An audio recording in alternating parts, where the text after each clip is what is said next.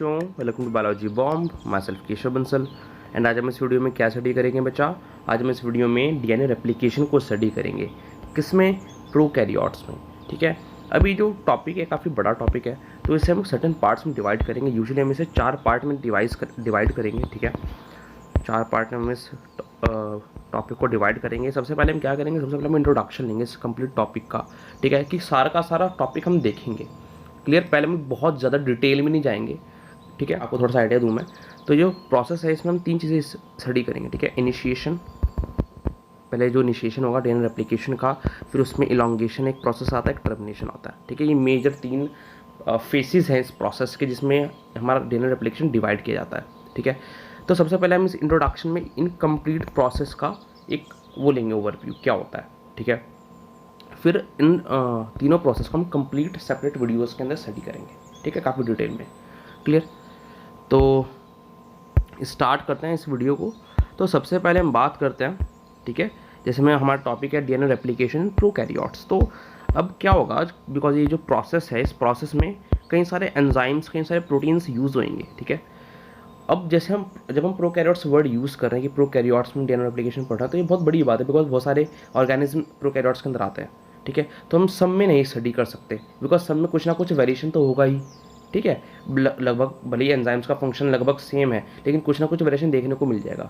तो इसलिए हमें क्या करना होगा बच्चे, इसलिए जब हम प्रोकैरियोट्स में स्टडी कर रहे हैं या फिर यूकैरियोट्स में स्टडी कर रहे हैं, तो हम हमेशा एक मॉडल ऑर्गेनिज्म लेते हैं।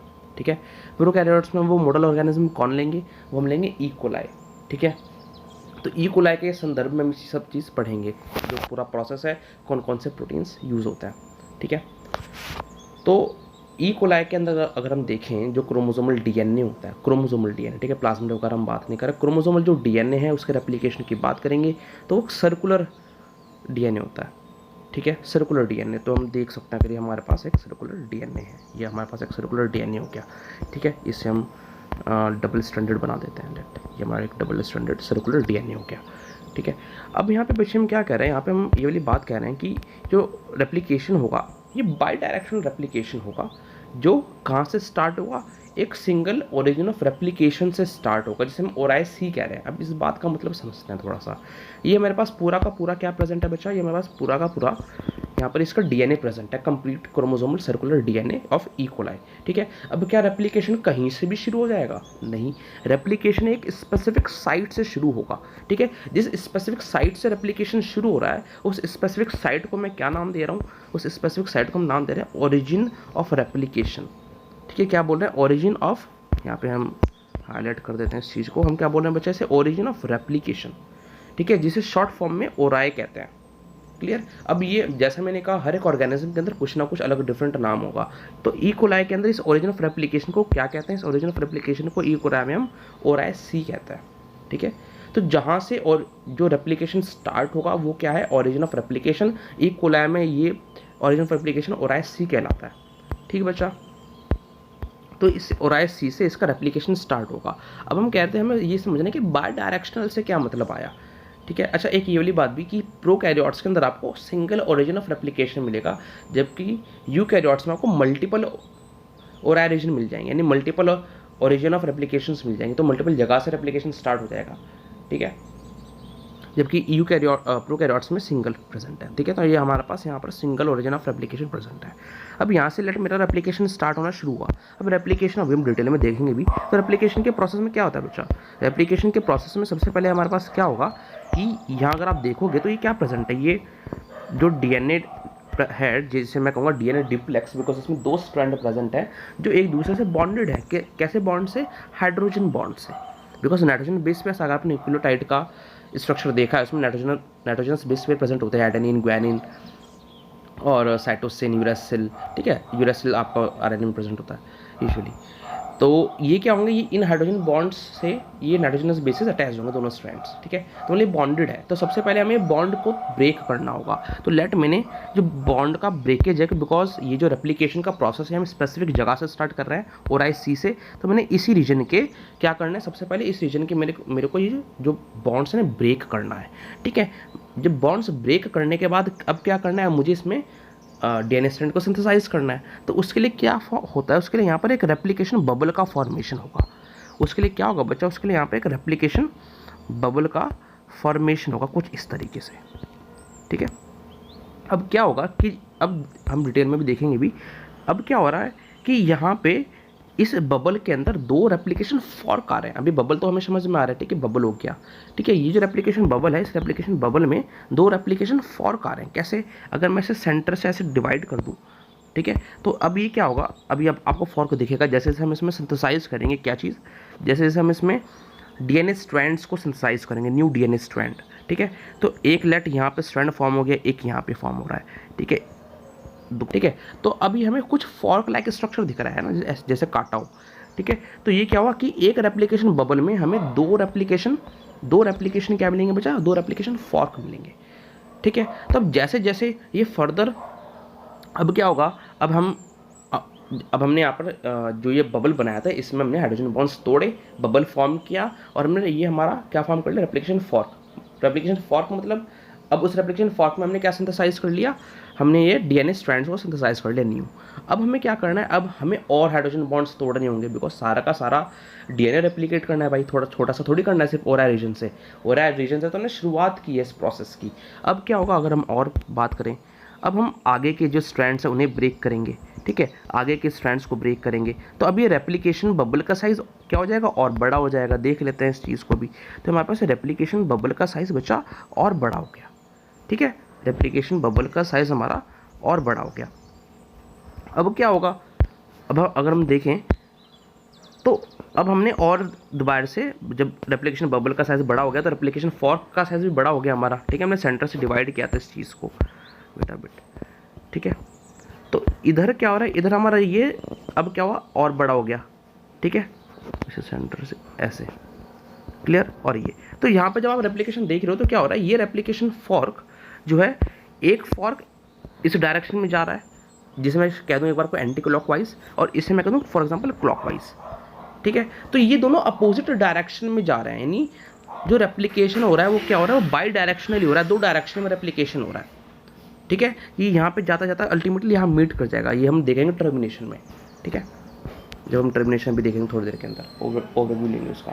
तो जो रेप्लिकेशन हो रहा है, सर्कुलर क्रोमोसोमल डीएनए है, ई कोलाई का सिंगल ओरिजिन ऑफ रेप्लिकेशन है, जिसे हम ओराइसी कह रहे हैं, जहाँ से रेप्लिकेशन स्टार्ट होगा, ठीक है। और जो रेप्लिकेशन होगा वो कैसा होगा, वो बाई डायरेक्शनल रेप्लिकेशन होगा, क्लियर, इतनी बात क्लियर। अब हम बात करते हैं, एक वो चीज़ यहाँ पर लिखी है बहुत अच्छी सी, बहुत प्यारी सी, वो क्या लिखा है कि ये जो मोड है रेप्लिकेशन का, जो ई कोलाई में देखने को मिल रहा है, वो कैसा है, वो थीटा रेप्लिकेशन है।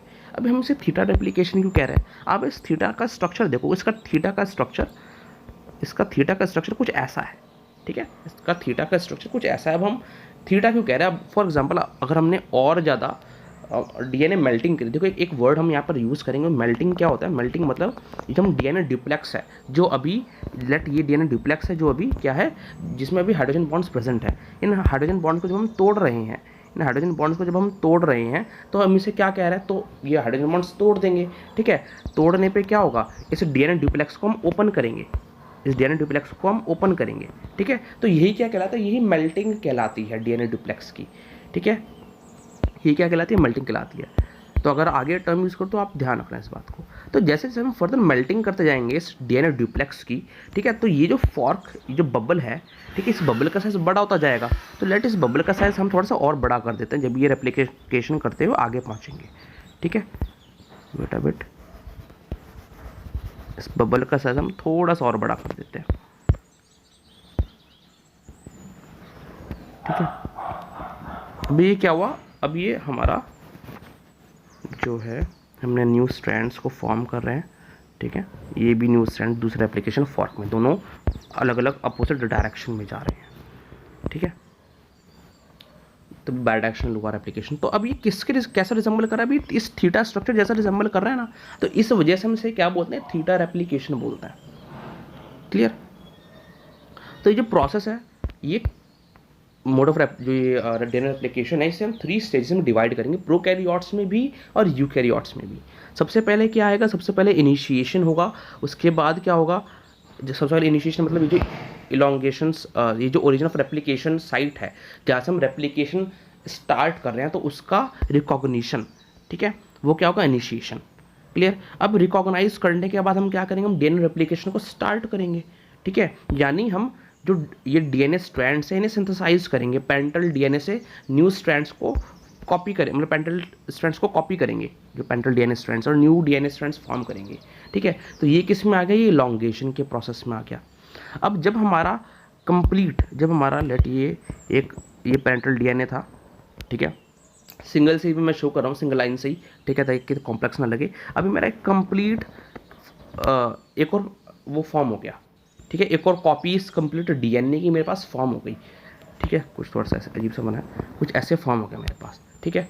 तो अब क्या होगा, जब कंप्लीट कॉपी हो जाएगी तो अब इस प्रोसेस का टर्मिनेशन भी तो होना ज़रूरी है। जब ये यहाँ तक कंप्लीट, दोनों हम कह रहे हैं ना बाई डायरेक्शनल रेप्लिकेशन है, ये यहाँ तक पहुँच गया आखिरी तक, ठीक है, ये भी यहाँ तक पहुँच गया। तो यहाँ पर कुछ जैसे origin of replication region, specific region present था जहाँ से ओरिजिन स्टार्ट हुआ था रेप्लिकेशन का, जहाँ से रेप्लिकेशन प्रोसेस स्टार्ट हुआ था। अब ये एंड भी तो करेगा, टर्मिनेट भी तो होएगा। जब सारा का सारा पेरेंटल डीएनए स्ट्रैंड कॉपी कर लिया गया, तो वो जिस स्ट्रैंड पर, जिस पर टर्मिनेट होता है, ठीक है, उसे हम कहते हैं टर्मिनेशन साइट। क्लियर, वो भी हम आगे देखेंगे। तो ये जो प्रोसेस है टर्मिनेट होने का, ठीक है, जब पेरेंटल डीएनए स्ट्रैंड कॉपी हो गया तो वो क्या कहलाता है, टर्मिनेशन। क्लियर, ठीक है। अब जैसे मैंने आपको बताया था कि ये तीनों प्रोसेस है, इनिशिएशन, इलॉन्गेशन, टर्मिनेशन। अभी इनका हम एक ओवरव्यू लेंगे, मतलब काफ़ी नॉलेज होगी इसके अंदर, ठीक है, अच्छा खासा कंटेंट है, बट इसे और भी डीप में है, तो उसे हम फिर इनिशिएशन, इलॉन्गेशन, टर्मिनेशन को सेपरेट वीडियोस में भी काफ़ी डिटेल में स्टडी करेंगे, ठीक है। तो सबसे पहले हम इनिशिएशन की बात करते हैं। तो इनिशिएशन में क्या हो रहा है, सबसे पहले हम फिगर में देखेंगे, ठीक है, फिगर में एग्जाम्पल हम देखेंगे इस चीज़ का, वहाँ से समझेंगे, उसके बाद हम इसकी रीड लेंगे ताकि आपको दोबारा रिवाइज हो जाए। तो अब क्या होता है, देखो यहाँ पर एक चीज़ लिखी है डीएनए ए। अभी एटीपी को भूल जाओ, एटीपी बाइंड कर रहा है नहीं कर रहा है, हमें उतना डिटेल में, जब हम इनिशिएशन को और डिटेल में स्टडी करेंगे तब हम हर एक चीज़ देखेंगे, ठीक है। तो क्या होता है, यहाँ पर कुछ प्रोटीन्स का यूज़ होगा। जो ये प्रोसेस है ना बच्चा, डीएनए रेप्लिकेशन का पूरा, इसमें कई सारे प्रोटीन्स यूज़ हो रहे हैं, ठीक है। प्रोटीन्स का हो चाहे एंजाइम्स कह सकते हो, ठीक है, क्योंकि एंजाइम्स भी अल्टीमेटली क्या होंगे, प्रोटीन्स ही होंगे, ठीक है। यहाँ पर राइबोजाइम तो यूज़ नहीं हो रहा। तो अब क्या होगा कि अच्छा, आपने एक चीज़ देखी होगी, अब यहाँ पे ये डीएनए ए लिखा है, बच्चा सोचेगा इसे डीएनए ए लिख के आ जाएगा, नहीं। अब इसमें और इसमें फ़र्क है, ठीक है, डिफरेंस है। ये क्या हुआ, ये एक न्यूक्लिक एसिड हुआ डीएनए, जो ये डीएनए प्रेजेंट है, ठीक है। डीएनए ये जो लिखा है जिसमें स्मॉल एन स्मॉल ए है, ये एक प्रोटीन है, ठीक है, ये एक प्रोटीन है। ऐसे में इसमें डीएनए ए प्रोटीन मिल जाएगा, डीएनए बी मिल जाएगा, सी मिल जाएगा, जी मिल जाएगा, ठीक है। इस टाइप से क्या प्रेजेंट है बच्चे, ये प्रोटीन है। तो जब लिखोगे इन्हें तो ध्यान रखना, ठीक है, कि न्यूक्लिक एसिड है तो तीनों चीज़ कैपिटल में, बाकी अगर प्रोटीन है तो इस तरीके से लिखना है आपने, ठीक है, ध्यान रखना इस चीज़ को। अब क्या होगा, सबसे पहले ये क्या प्रेजेंट है, अच्छा यहाँ पर 13 नंबर 9 नंबर, इसको आपको अभी इग्नोर करना है, ठीक है। तो ये कंप्लीट ओराई रीजन है। अब मैंने कहा ओराई रीजन से इनिशिएशन हो रहा है, वहाँ पर रिकॉग्निशन हो रहा है ओराई रीजन का, ठीक है, वहाँ से डीएनए रेप्लिकेशन का प्रोसेस स्टार्ट हो रहा है, ठीक है। तो उस ओराई रीजन में भी पर्टिकुलर साइट्स होती हैं कि जहाँ से रिकॉग्निशन होता है, ठीक है। तो हम अभी इतना पढ़ेंगे कि एक प्रोटीन है जिसका नाम क्या है बच्चे, जिसका नाम है डीएनए ए प्रोटीन। वो डीएनए ए प्रोटीन क्या करेगा, वो उस ओराई रीजन पर आकर बाइंड कर जाएगा। कहाँ बाइंड कर रहा है उससे हमें भी मतलब नहीं, लेकिन ओराई रीजन में आकर बाइंड कर रहा है, ठीक है, ओराई में कहीं आकर बाइंड करके आए। अब बाइंड करने के बाद इसने क्या किया, बाइंड करने के बाद लेट मेरे पास डीएनए स्ट्रैंड था, ठीक है, जो जिसमें हाइड्रोजन बॉन्ड्स प्रेजेंट है। अब क्या हुआ, उसने थोड़ी सी क्या करी, थोड़ी सी इन डीएनए स्ट्रैंड्स को तोड़ दिया। उसने क्या किया बच्चा, उसने थोड़े से डीएनए स्ट्रैंड्स को तोड़ दिया, मतलब उसने थोड़ी सी मेल्टिंग कर दी, ठीक है, सारी मेल्टिंग नहीं करी, बस थोड़ी सी मेल्टिंग कर दी। क्यों करी थोड़ी सी मेल्टिंग, ताकि एक और एंजाइम प्रेजेंट है हमारा, कौन सा, डीएनए बी, ठीक है, जिसे हम हेलिकेस भी कहते हैं, डीएनए बी प्रोटीन या फिर डीएनए बी एंजाइम का हो आप, ठीक है। अब मेल्टिंग कर रहे हैं, तो जो सारा मेल्टिंग का प्रोसेस है वो मेजर कौन कर रहा है, वो डीएनए बी प्रोटीन कर रहा है, ठीक है। बट वो जैसे फॉर एग्जांपल उस डीएनए बी प्रोटीन को वो काम करने के लिए सबसे पहले साइट दिखनी चाहिए कि यार कौन सी, कहाँ पर मुझे वो गड्ढा खोदना है फॉर एग्जांपल, ठीक है।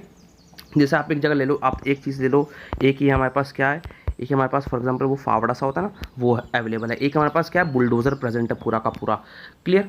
तो अब क्या होगा कि मेन काम कौन अच्छा करेगा, गड्ढा खोदने का बुलडोज़र करेगा, अच्छा, ठीक है। लेकिन बुलडोज़र वाले को हमें यहाँ कहीं दिखाना होगा कि भाई यहाँ पर हमने फॉर एग्जांपल भाई यहाँ इस जगह पर आपको गड्ढा खोदना है, ठीक है। तो जो वो रिकॉग्निशन है, ताकि बुलडोजर को पता हो भी कहाँ पर गड्ढा खोदना है, ठीक है। तो हमने एक छोटे से फावड़े से, for example DNA A protein से छोटा सा गड्ढा हमने कर दिया, ठीक है। और फिर ताकि बुलडोजर उसे देख सके और वहाँ पर अपना फर्दर गड्ढा खोदना शुरू कर सके, ठीक है। तो जो इनिशिएट किया मेल्टिंग को, जो डीएनए डुप्लेक्स को खोल रहा है शुरुआत में, सिर्फ इनिशिएशन किया, वो कौन कर रहा है? डीएनए ए प्रोटीन। जबकि जो फर्दर मेल्टिंग करता जाएगा आगे आगे, ठीक है, पूरे प्रोसेस में, वो कौन करेगा? वो डीएनए बी प्रोटीन करेगा। क्लियर? अब क्या होगा? अब ये जो डीएनए बी प्रोटीन यहाँ पर काम कर रहा है, ठीक है, लेट ये डीएनए बी जो प्रोटीन काम कर रहा है यहाँ पे, अब ये अपने अकेला नहीं आएगा, ठीक है। अब इसे किसी को लेके आना पड़ेगा, ठीक है। अब इसे किसी को लेके आना पड़ेगा। तो जो डीएनए बी होता है, ठीक है, ये किसके साथ आता है? ये आता है डीएनए सी प्रोटीन के साथ। ये कॉम्प्लेक्स फॉर्म में आता है। आप ये समझ सकते हो, डीएनए बी को हम हेलिकेस कह रहे हैं, ठीक है। और जो डीएनए सी है वो क्या है? Helicase loader. वो हेलिकेस को लोड करके लेके आएगा, जैसे इस फिगर में शो कर रखा है हमने, ठीक है। ब्लू से जो शो हो रहा है, ये क्या हुआ? ये आपका हो गया डीएनए सी प्रोटीन। और जो इसमें ये क्रीमी कलर से शो हो रहा है, ये डिस्क लाइक, ठीक है, ये क्या है? हेलिकेस।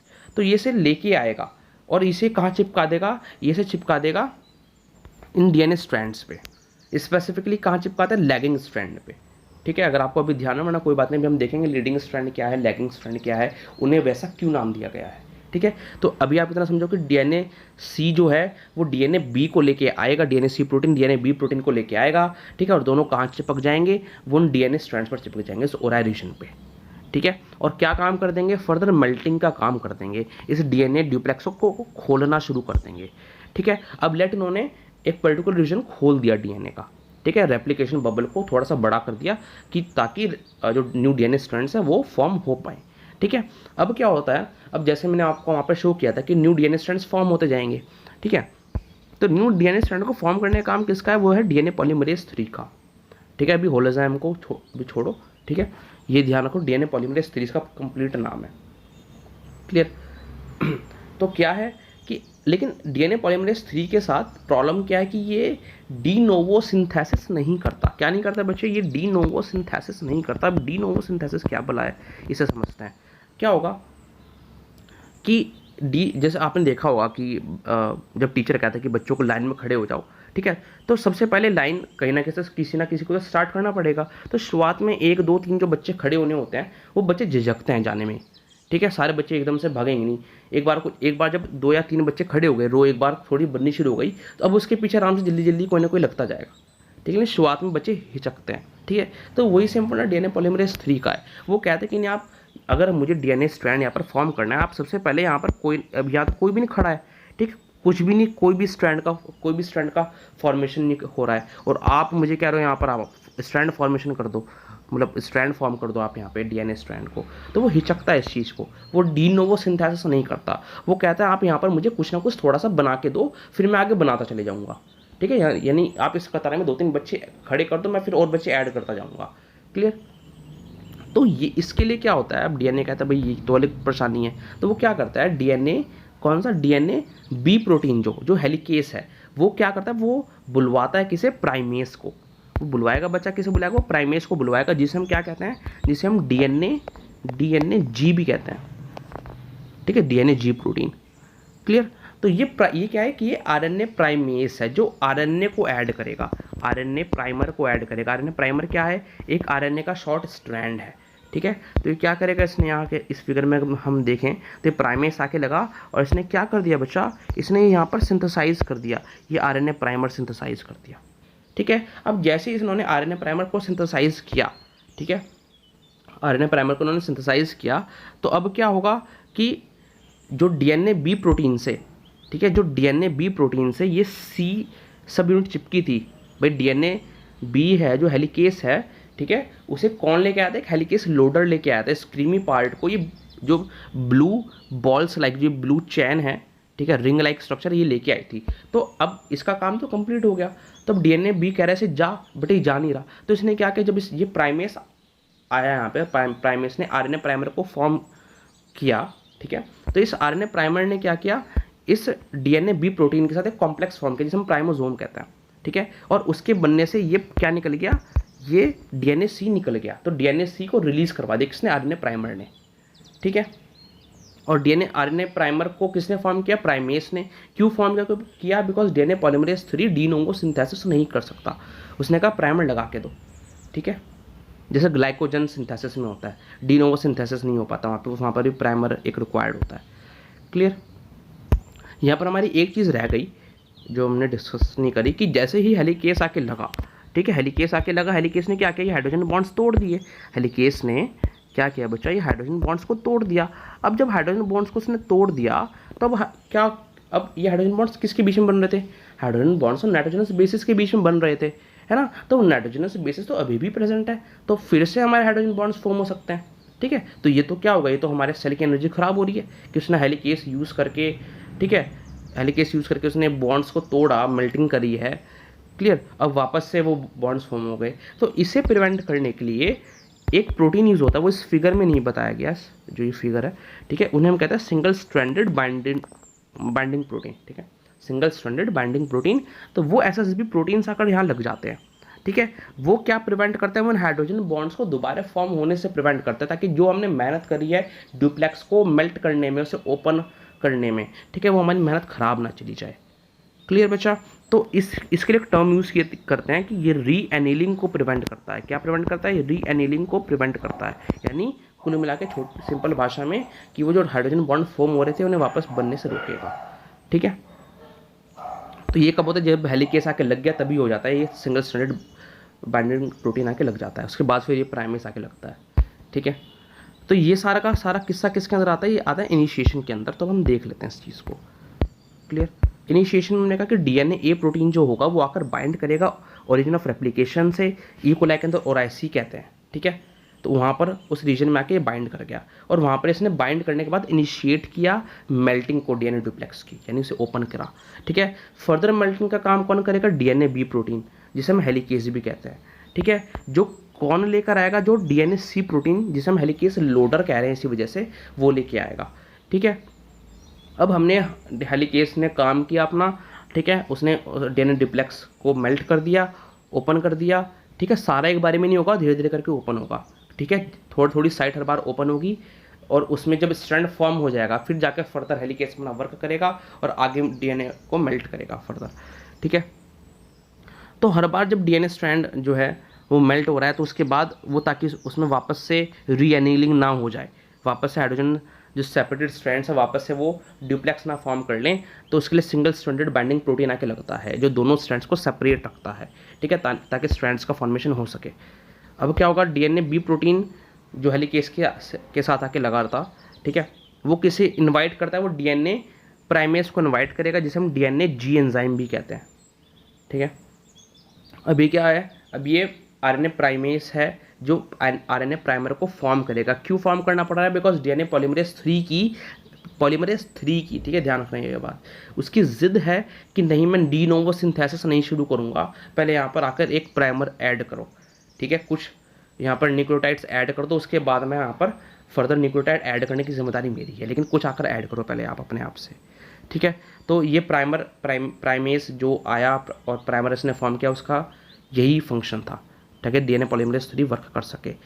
अब क्या होगा? जैसे ही आरएनए प्राइमर आके लगा, अब उसने डीएनए सी प्रोटीन को कहा चलो भाई तुम्हारा काम तो हो गया, उसने धक्का देके भगा दिया, तो उसने उसे रिलीज़ करवा दिया, ठीक है, बिकॉज वो अपना लोडिंग का काम कर चुका है। क्लियर बचा? तो ये सारा काम था हमारा जो इनिशिएशन के प्रोसेस में हुआ है। अब हम बात करते हैं इलॉन्गेशन की। अब हमने क्या किया? प्राइमेस लगवा दिया, ठीक है, ग्रीन कलर से जो आपको शो रहा है क्या है? प्राइमेस लगवा दिया हमने। अब जैसे प्राइमर लगवा दिया हमने। अब जैसे ही क्या हुआ, ये जो प्राइमर लग गया यहाँ पे, ठीक है, अब डीएनए पॉलीमरेज राजी हो गया, खुश हो गया। अब उसने कहा अब जल्दी से मैं आऊँगा और मैं यहाँ पर क्या ऐड करूँगा? मैं यहाँ पर डीऑक्सीराइबोन्यूक्लियोटाइड्स ऐड करूँगा। क्यों? क्योंकि हमें डीएनए को फॉर्म करना है। अभी हम देखेंगे भी जो हमने प्राइमर ऐड किया, ये एक आरएनए प्राइमर है, यानी कुल मिला के ये आरएनए का एक छोटा सा टुकड़ा है, जबकि हमें तो क्या फॉर्म करना था? हमें डीएनए फॉर्म करना है, तो डीएनए में आरएनए का काम, ठीक है। तो हम देखेंगे कि ये जो हमने आरएनए प्राइमर लगवाए हैं इसके अंदर, वो आगे जाकर रिमूव भी किए जाएंगे, उन्हें रिप्लेस किया जाएगा डीएनए से ही, ठीक है। तो वो हम देखेंगे कौन काम करता है, वो डीएनए पॉलीमरेज 1 काम करता है उसका, ठीक है, जो प्राइमर रिमूवल है। तो यहाँ पर क्या होगा कि आरएनए प्राइमर तो हमने लगवाया था प्राइमेस की हेल्प से। अब इसमें जो ये आ रहा है डीएनए पॉलीमरेज 3 आ रहा है, ये जो आपको स्ट्रक्चर दिख रहा है डीएनए पॉलीमरेज 3, ठीक है, ये आकर यहाँ पर क्या ऐड करेगा, डीऑक्सीराइबोन्यूक्लियोटाइड्स, ठीक है, यानी भी डीएनए फॉर्म करवा रहा है। क्लियर। अब क्या होगा, अब हम देखते हैं कि ये कैसे फॉर्म करता है, ठीक है। अब देखो जैसे यहाँ पर आपको रेप्लिकेशन बबल शो कर रखा है, ठीक है। हमने क्या कहा कि रेप्लिकेशन कैसा है, बाय डायरेक्शनल रेप्लिकेशन है, तो दोनों साइड्स में, दोनों डायरेक्शन में रेप्लिकेशन होगा, ठीक है, क्लॉकवाइज भी एंटी क्लॉकवाइज भी लेट। तो अब और दोनों जगह सेम काम हो रहा है, ठीक है। ये एक रेप्लिकेशन बबलों को मैंने हाफ में डिवाइड किया, तो एक ये फॉर्क बन गया, एक ये वाला फॉर्क बन गया, ठीक है। दोनों में वही सेम प्रोसेस चलेगा, तो हम एक फॉर्क को स्टडी करेंगे।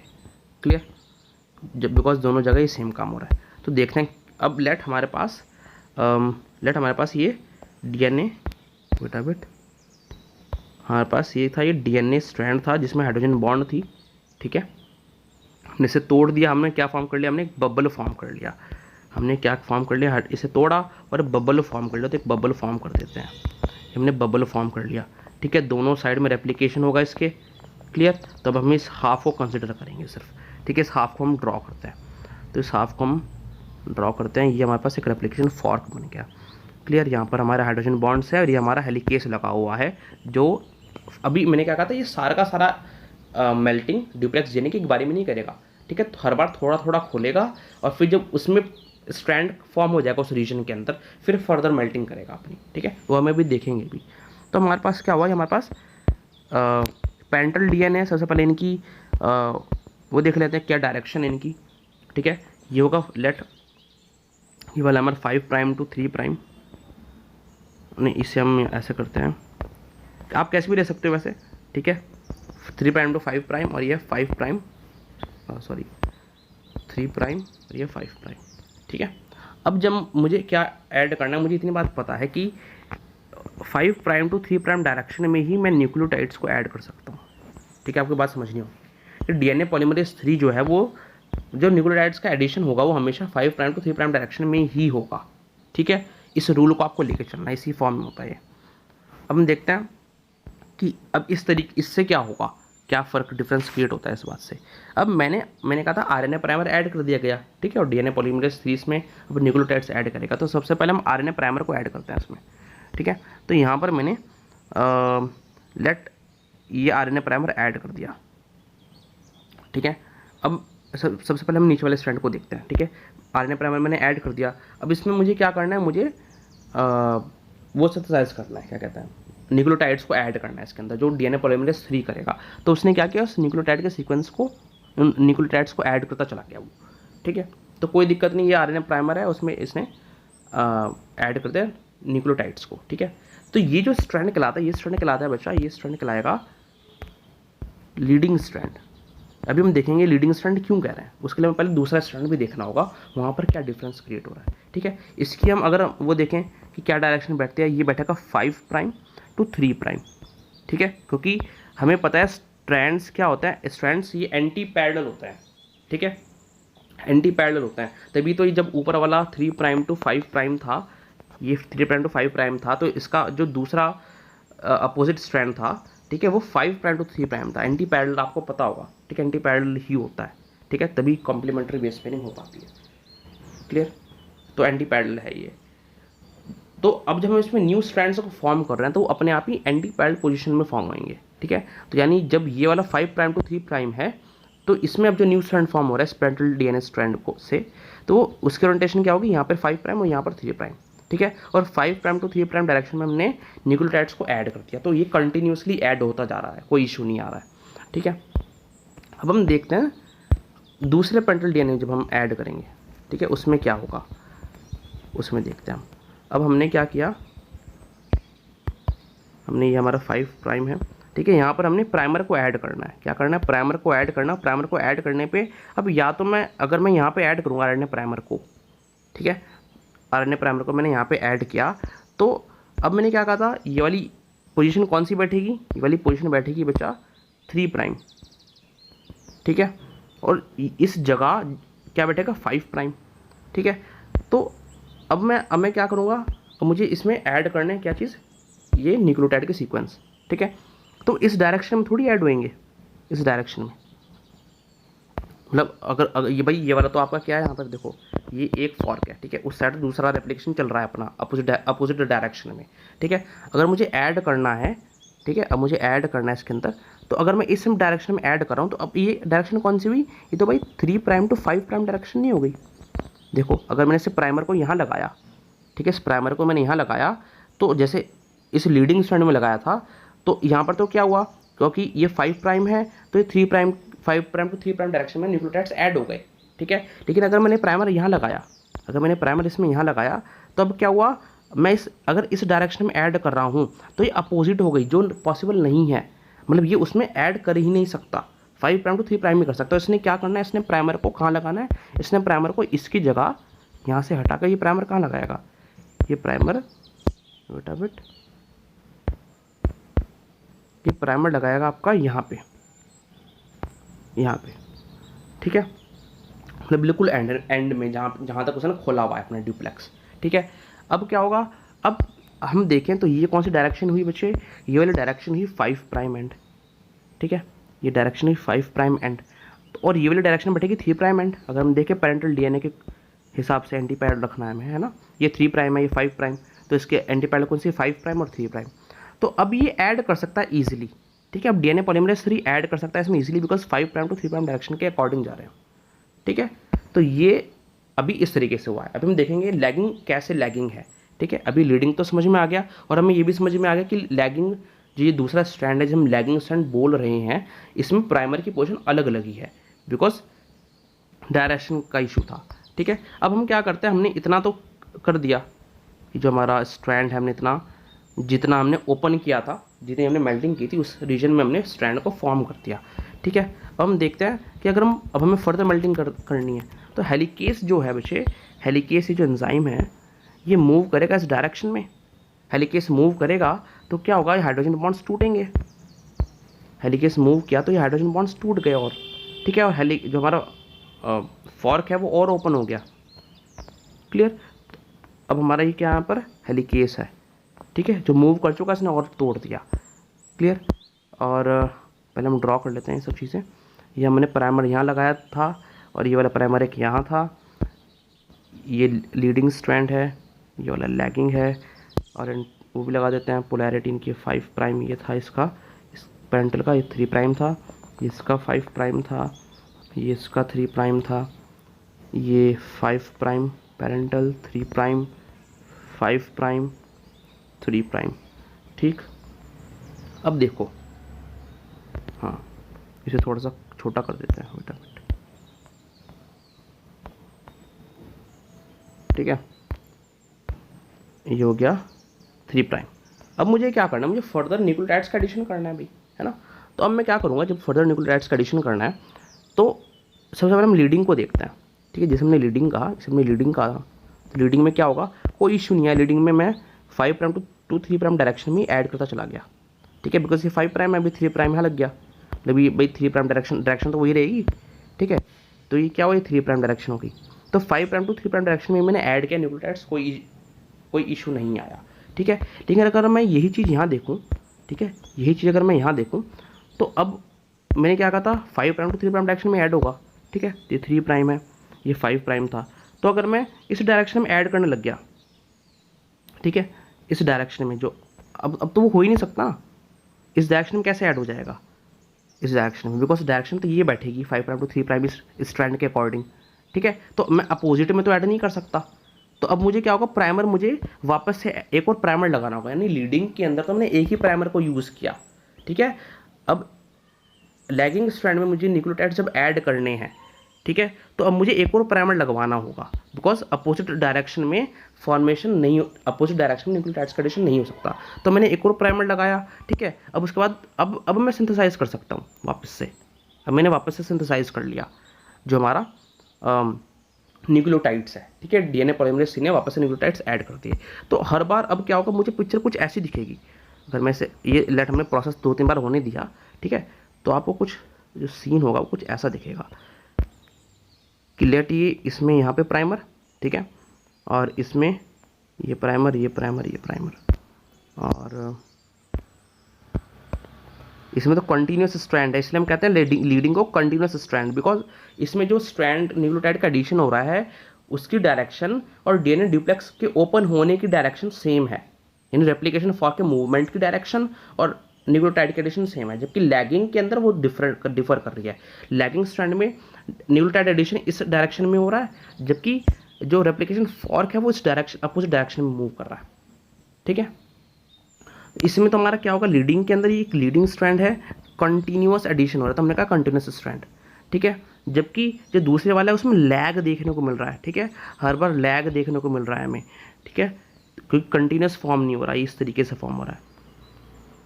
ठीक है, अब आपको समझ में आ रहा हो कि ये क्यों बार बार आरएनए प्राइमर्स ऐड किए गए और ये क्यों फ्रैगमेंट्स की फॉर्म में ऐड किए जा रहे हैं। ठीक है, अब क्या होगा इन फ्रैगमेंट्स, अब ये फ्रैगमेंट की फॉर्म में दिख रहा है हमें। ठीक है, तो जो फ्रैगमेंट्स इनका एक स्पेशल नाम होता है जिसे हम कहते हैं ओकाजाकी फ्रैगमेंट्स। ठीक है, इन फ्रैगमेंट्स को हम क्या कहते हैं, ओकाजाकी फ्रैगमेंट्स। तो ये लैगिंग वे में ऐड किए जा रहे हैं, तो हमने कहा लैगिंग स्ट्रैंड। ठीक है, इन स्ट्रैंड्स को क्या नाम देते हैं, ओकाजाकी फ्रैगमेंट्स। ठीक है, तो हमारे ओकाजाकी फ्रैगमेंट्स हो गए। अब क्या होगा कि मैंने क्या बात कही थी बच्चा कि ये जो ओकाजाकी फ्रैगमेंट्स हैं, ठीक है, इनमें क्या ये आरएनए प्राइमर है, ये आरएनए प्राइमर है यहाँ पे।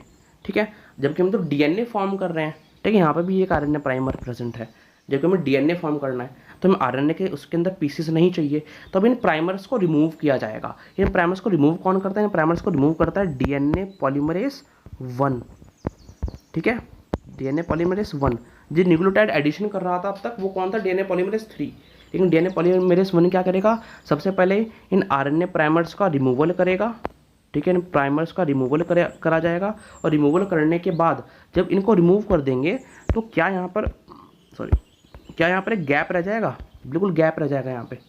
ठीक है, यहाँ पर भी एक गैप रह जाएगा, तो इन गैप को भी फिल कौन करेगा, डीएनए पॉलीमरेज 1।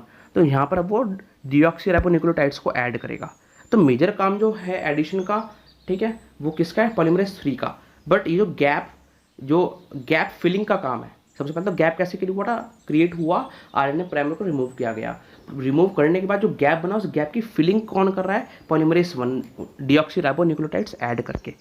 ठीक है, तो उसने डीऑक्सीराइबोन्यूक्लियोटाइड्स बेटा ऐड कर दी यहाँ पे। ठीक है, अभी भी ये क्या है, ये अभी भी जुड़े हुए नहीं हैं एक दूसरे से, तो अब इन्हें जोड़ा जाएगा। ठीक है, अब इन्हें जोड़ा जाएगा, और जोड़ने के बाद अभी ये कंटिन्यूस स्ट्रैंड बन गया। ठीक है, अब इन्हें जोड़ा जाएगा और ये कंटिन्यूस स्ट्रैंड बन गया। ये जोड़ने का काम कौन करता है, जोड़ने का काम करता है डीएनए लाइगेज। ठीक है, तो ये सारा प्रोसेस होता है इलॉन्गेशन के अंदर, तो इसे हम देख लेते हैं।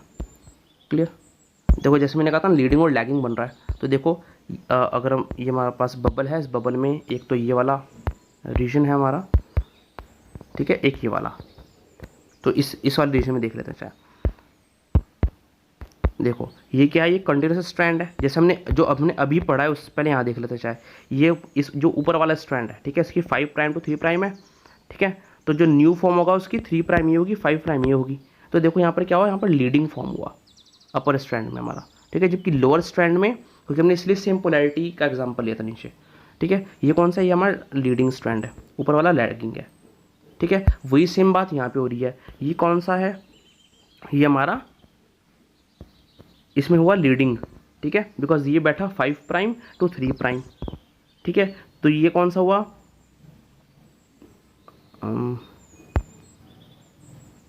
वेट अ बिट, ये हुआ आपका, सॉरी यहाँ पे ये शो कर रखा है 5 प्राइम। ठीक है, गलत लिख दी मैंने, 5 प्राइम टू 3 प्राइम। ठीक है, तो अब ये हुआ 5 प्राइम टू 3 प्राइम जो न्यू स्ट्रैंड फॉर्म होगा, तो कंटिन्यूस फॉर्म होगा, बिकॉज इसी डायरेक्शन में जो मेल्टिंग है, डीएनए मेल्टिंग वो की जा रही है। ठीक है, और ये वाला कौन सा हुआ, ये स्मॉल लैगिंग। ठीक है, तो वही सेम चीज़ है। तो अब इसकी रीड ले लेते हैं, क्या क्या हमने पढ़ा, आपको रिवाइज हो जाएगा। तो सबसे पहले डीएनए पॉलीमरेज 3 खुश हो गया क्योंकि हमने आरएनए प्राइमर जोड़ दिया। अब ये स्टेप बाय स्टेप एडिशन करेगा किसका, डीऑक्सीराइबोन्यूक्लियोटाइड यूनिट्स का। ठीक है, अब क्या हो रहा है, हमने कहा जो डीएनए एप्लीकेशन है, दो है इसके अंदर चीज़ें, क्या कि बाय डायरेक्शनल होगा और सेमी डिसकंटिन्यूअस होगा। बाय डायरेक्शनल तो हमें पता है, सेमी डिसकंटिन्यूअस क्यों कह रहे हैं, बिकॉज इसके अंदर क्या हो रहा है, इसके अंदर एक स्ट्रैंड तो कंटिन्यूसली फॉर्म हो रहा है जो है लीडिंग स्ट्रैंड, जबकि दूसरा स्ट्रैंड कैसा फॉर्म हो रहा है, दूसरा स्ट्रैंड लैगिंग स्ट्रैंड है, ठीक है। एक लीडिंग है, दूसरा लैगिंग फॉर्म में फॉर्म हो रहा है। तो हमने कहा इस नेचर की वजह से सेमी डिसकंटिन्यूअस है, ठीक है। एक और टर्म होती है जिसे हम कहते हैं सेमी कंजर्वेटिव, ठीक है। सेमी कंजर्वेटिव भी यहाँ पर हम देख सकते हैं सेमी कंजर्वेटिव कैसे है, बिकॉज देखो जो भी, पहले इसे मैं क्लियर कर दूँ। देखो यहाँ पर जो भी स्ट्रैंड फॉर्म होगा, जो भी न्यू डीएनए फॉर्म होगा, ठीक है, लेट ये वाला ये स्ट्रैंड फॉर्म हो रहा है हमारा, ठीक है, ये वाला देख लेते हैं फॉर एग्जांपल। तो इसमें क्या है कि एक स्ट्रैंड पैरेंटल है, ठीक है, और एक न्यू है, इसे भी देख लेते हैं, ठीक है। एक पैरेंटल है, एक न्यू है, इनमें भी एक पैरेंटल है, एक न्यू है, ठीक है, एक पैरेंटल है, एक न्यू है। तो ये क्या है, ये कहलाता है सेमी कंजर्वेटिव नेचर, ठीक है। तो ये किसने थे, मिचेल्सन एंड स्टॉल ने बताया था कि डीएनए रेप्लिकेशन का जो मोड होता है वो कैसा होता है, सेमी कंजर्वेटिव, कि एक स्ट्रैंड पैरेंटल होगा, एक स्ट्रैंड न्यू होगा, न्यू सिंथेसाइज किया जाएगा, ठीक है। तो सेमी कंजर्वेटिव अलग है, सेमी डिसकंटिन्यूअस अलग है। सेमी डिसकंटिन्यूअस मतलब लीडिंग स्ट्रैंड, जब डीएनए रेप्लिकेशन होता है तो एक लीडिंग स्ट्रैंड होता है, एक लैगिंग स्ट्रैंड होता है, ठीक है। अब क्या होगा, अब इन्होंने ये बात लिखी है यहाँ पे सारी, कि जो लीडिंग स्ट्रैंड है वो कंटिन्यूस फॉर्म किया जाएगा, जबकि लैगिंग स्ट्रैंड डिसकंटिन्यूअस फॉर्म में होगा, यानी ओकाजाकी फ्रेगमेंट्स की फॉर्म में, ठीक है। अब ओकाजाकी फ्रेगमेंट्स फॉर्म हो गए, उनमें सबसे पहले प्राइमर को रिमूव किया जाएगा, बिकॉज आरएनए प्राइमर है, ठीक है। आरएनए प्राइमर को रिमूव कर दिया गया, किसने, डीएनए पॉलीमरेज 1 ने किया, क्लियर। अब प्राइमर को रिमूव करने के बाद वहाँ पर एक गैप हो गया, तो उस गैप को फिल किया जाएगा। गैप में क्या जोड़ा गया, डीऑक्सीराइबोन्यूक्लियोटाइड्स जोड़े गए, ठीक है। तो गैप फिलिंग भी कौन कर रहा है, डीएनए पॉलीमरेज 1 कर रहा है, क्लियर। अब गैप फिलिंग करने के बाद भी अभी भी तो वे फ्रेगमेंट्स ही हैं, अभी भी तो फ्रेगमेंट्स ही हैं अभी, ठीक है, जोड़े थोड़ी गए हैं, अभी फ्रेगमेंट्स हैं अभी भी। तो अब इन फ्रेगमेंट्स को कौन जोड़ेगा और एक कंटिन्यूस स्ट्रैंड फॉर्म करेगा, वो है डीएनए लाइगेज, क्लियर। अब एक और बात आती है कि जैसे जैसे हम यहाँ पर हमने देखा कि हम बार बार हमने क्या किया बच्चे, यहाँ पर हमने बार बार इस जो मेल्ट, यहाँ पर हमें क्या किया, यहाँ पर हम मेल्ट करते चले गए डीएनए को, है ना, हम बार बार ओपन करते चले गए। तो देखो यहाँ पर थोड़ा कम ओपन था, यहाँ पर और ओपन किया, यहाँ पर और ओपन किया हमने, ठीक है।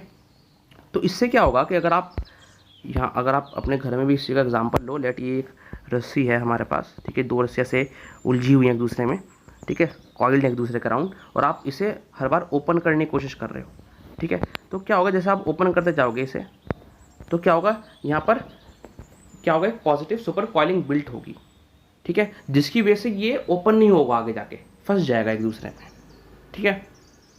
तो ये ना हो उसके लिए एक एंजाइम प्रेजेंट होता है, ठीक है, वो क्या होता है, डीएनए गायरेज, क्लियर। ये क्या करता है, पॉजिटिव सुपर कॉइलिंग को प्रिवेंट करता है, ताकि जो रेप्लिकेशन फॉर्क है वो फॉर्म होता रहे, वो एक डीएनए स्ट्रैंड्स एक दूसरे से सेपरेट होते रहें, ठीक है, ये डीएनए स्ट्रैंड्स एक दूसरे से सेपरेट होते रहें, ये ना हो कि ये फंस जाए, ठीक है, सुपर कॉलिंग की वजह से ये नहीं हो प्रॉब्लम। इसी को प्रिवेंट कौन करता है, डीएनए गायरेज, क्लियर। अब क्या होगा, हमारा सारा का सारा प्रोसेस हो गया, हम बात करते हैं टर्मिनेशन की, ठीक है। जैसे ओरिजिन का एक स्पेसिफिक रीजन था और राइस सी बोलते हैं, ऐसे टर्मिनेशन का एक स्पेसिफिक रीजन होता है जिसे हम क्या बोलते हैं, टर रीजन, ठीक है। उस सीक्वेंस में क्या प्रेजेंट होता है, टर रीजन प्रेजेंट होता है। अभी जो टर रीजन है, ठीक है, यहाँ पर क्या होगा, ये यहाँ पर टस प्रोटीन आकर बाइंड करेगा, कौन सा प्रोटीन आकर बाइंड करेगा, यहाँ पर टस प्रोटीन आकर बाइंड करेगा, ठीक है। और इस टर सीक्वेंस की ओरिएंटेशन कुछ ऐसी होगी, देखो अपोजिट ओरिएंटेशन है इनकी। अब देखो ये वाला जो प्रोसेस है ना, ये जैसे इनिशिएशन है, इलॉन्गेशन है, टर्मिनेशन है, और डिटेल में सेपरेट वीडियोज़ में स्टडी किया जाएगा, ठीक है। यहाँ पर हम सिर्फ इतनी बात समझ रहे हैं कि टर, जैसे वहाँ पर ओराइसी प्रेजेंट था, यहाँ पर टर सीक्वेंस प्रेजेंट है, ठीक है, टर रीजन प्रेजेंट है, और वहाँ पर वो किसकी रिकॉग्निशन साइट है, टस प्रोटीन की। तो टर रीजन पर टस प्रोटीन अगर बाइंड कर जाएगा, और इनकी कुछ ओरिएंटेशन इस तरीके से है कि जब ये रेप्लिकेशन फॉर्क जो है ये बायोडायरेक्शनली ओपन करता हुआ इन टर रीजन तक पहुंचेगा जिन पर टस प्रोटीन बाइंड है, तो ये हमारा जो रेप्लिकेशन फॉर्क है यहाँ पर आकर ट्रैप हो जाएंगे, ठीक है। ये वाला यहाँ पर आकर ट्रैप होगा और ये वाला यहाँ पर आकर ट्रैप होगा, ठीक है, जब ओपन करते हुए आएंगे, और ये यहाँ पे, क्लियर। डिटेल में कैसा होगा टर्मिनेशन की सेपरेट वीडियो में हम देखेंगे, ठीक है। तो अल्टीमेटली क्या हुआ, रेप्लिकेशन फॉर्क ट्रैप हो गया हमारा, ठीक है। और अल्टीमेटली उसके बाद हमें पिक्चर कैसी देखने को मिलेगी, हमें पिक्चर कुछ ऐसी देखने को मिलेगी, ठीक है, कि लेट एक जो मैं एक सर्कल है उसमें एक स्ट्रैंड से मैं पूरा एक डीएनए शो कर रहा हूँ, ठीक है, तो मतलब डबल स्ट्रैंडेड को मैंने एक सिंगल लाइन से शो कर दिया। ठीक है, ये न्यूली फॉर्म्ड डीएनए स्ट्रैंड है उसके अंदर। तो अब क्या होगा, हमें दिख रहा है यहाँ पर इंटरलॉक्ड है एक दूसरे से। ठीक है, ये जो डीएनए एक फॉर्म हुआ था, ठीक है, उससे ये हमने दूसरा फॉर्म कर दिया, तो ये यहाँ पर इंटरलॉक्ड है एक दूसरे से। ठीक है, मतलब हम कह सकते हैं ये कैटरनेटेड है। तो अब हमें अगर दो डॉटर सेल्स के अंदर अलग अलग भेजना है ऐसे, तो इन्हें सेपरेट करना होगा, एक ये वाला एक ये ऐसे करके। ठीक है, तभी नए नए सेल्स में भेजा जाएगा। ठीक है, साइटोकाइनेसिस के टाइम पर। क्लियर। तो अब क्या है, तो हमें इन्हें सेपरेट करना है, यानी डीकैटनेशन करना है। अब ये क्या है, ये इंटरलॉक्ड है, कैटरनेटेड है। तो ये काम कौन करता है, ये काम करता है बच्चे डीएनए टोपोआइसोमरेज 4। कौन करता है वाला काम, ये काम करेगा डीएनए टोपोआइसोमरेज 4। ठीक है, तो इस तरीके से हमारा टर्मिनेशन का प्रोसेस है वो कंप्लीट हो जाएगा और हमारा डीएनए रेप्लिकेशन का प्रोसेस खत्म हो जाएगा। ठीक है, तो अगर आपको वीडियो अच्छा लगा, वीडियो को लाइक करें, चैनल को सब्सक्राइब करें, एंड जो भी सारे वीडियोज़ है उन्हें शेयर करें ताकि और की भी हेल्प हो सके। एंड प्लीज़ डोनेट करें 110 रुपीज़ पर मंथ। इससे आपकी लाइफ में, मेरी लाइफ में एंड इस वर्ल्ड में डिफरेंस क्रिएट होगा। And I will be more motivated कि मैं आपको नोबल सर्विस प्रोवाइड कर सकूँ, better books and tag back कर सकूँ। So thank you from biology bomb. See you next time, take care.